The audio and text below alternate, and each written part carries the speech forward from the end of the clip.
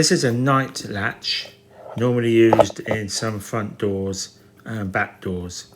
Now this particular one is damaged, so I'm going to take it apart and see what the problem is. Now if I carefully look inside, I can see the latch bolt, which is on the left hand side. That's the part that goes in and out to open or close the door.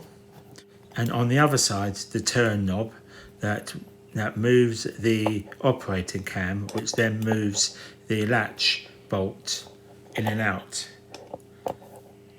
Now this is a part I think is damaged.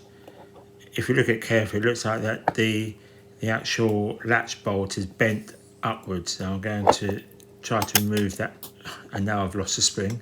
Never mind, it's somewhere around. So it looks like that is bent. I'm going to remove it and repair it if I can. So now I've straightened it out using my vise and some long nose pliers. Just going to slide it back in place. Looks like it fits okay. Now I just need to put that spring back that I lost. Lucky enough I found it now, so I can now put that back. And also I know where it goes because I played back the video, which obviously helped. Now I need to push the spring right down, and then it clips underneath the latch bolt. Now the whole mechanism is a bit fragile with the back off, so you do need to put that on first before you can test it out properly. So they put the two screws back in,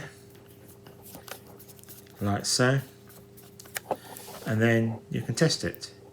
So we're just going to check to see if it works. Trying the snip button, that works okay.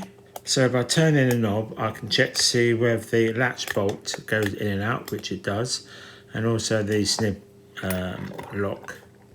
And now I'm going to check, make sure that the lock itself works. So, thank you for watching, and this did give you value, then please share, like and subscribe.